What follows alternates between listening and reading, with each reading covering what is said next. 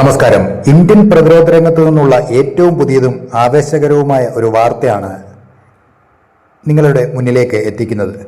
കടലിനടിയിലെ യുദ്ധമുറകളിൽ ഇന്ത്യയുടെ കരുത്ത് ലോകരാജ്യങ്ങളെ അമ്പരപ്പിക്കാൻ പോവുകയാണ്. ശത്രു കപ്പലുകളെയും അന്തർവാഹിനികളെയും നിശബ്ദമായി ചെന്ന് തകർക്കാൻ ശേഷിയുള്ള ഇന്ത്യ സ്വന്തമായി വികസിപ്പിച്ചെടുത്ത അത്യാധുനിക ഹെവി വെയ്റ്റ് ടോർപിഡോ തക്ഷക് പരീക്ഷണത്തിനൊരുങ്ങുകയാണ്. എന്താണ് ഈ തക്ഷക്?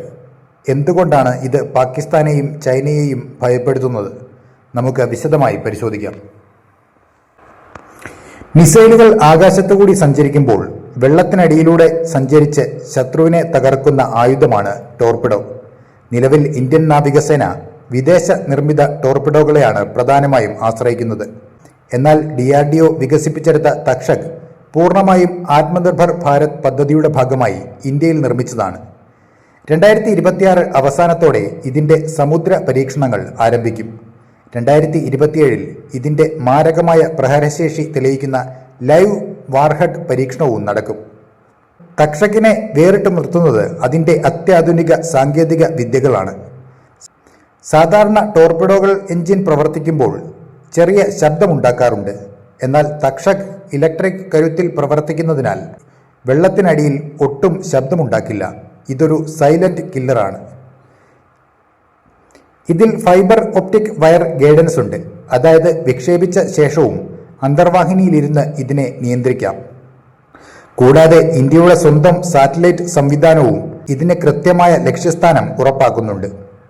ഈ വാർത്തയിലെ ഏറ്റവും പ്രധാനപ്പെട്ട ഭാഗം ഇതിൻ്റെ സ്വിം ഔട്ട് ലോഞ്ച് രീതിയാണ്.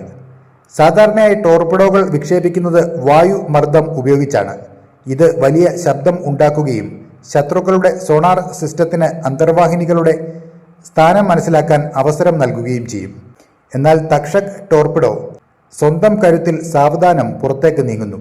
വായുമർദ്ദം ഒഴിവാക്കുന്നതിലൂടെ നമ്മുടെ അന്തർവാഹിനികൾ ശത്രുക്കളുടെ കണ്ണിൽപ്പെടാതെ പൂർണ്ണ സുരക്ഷിതമായിരിക്കും. ഇന്ത്യയുടെ കരുത്തായ കാൽവരി ക്ലാസ് അന്തർവാഹിനികളിലാണ് ഈ ടോർപിഡോകൾ ആദ്യം ഘടിപ്പിക്കുക. ഇതിനായി ഫ്രഞ്ച് കമ്പനിയായ നേവൽ ഗ്രൂപ്പുമായി ചേർന്ന് അന്തർവാഹിനിയുടെ സപ്റ്റിക്സ് കോമ്പാറ്റ് സിസ്റ്റത്തിൽ മാറ്റങ്ങൾ വരുത്തിക്കഴിഞ്ഞു. നമ്മുടെ അന്തർവാഹിനികൾക്ക് ഇനി വിദേശ ടോർപിഡോകൾക്കായി കാത്തു നിൽക്കേണ്ടി വരില്ല എന്നർത്ഥം.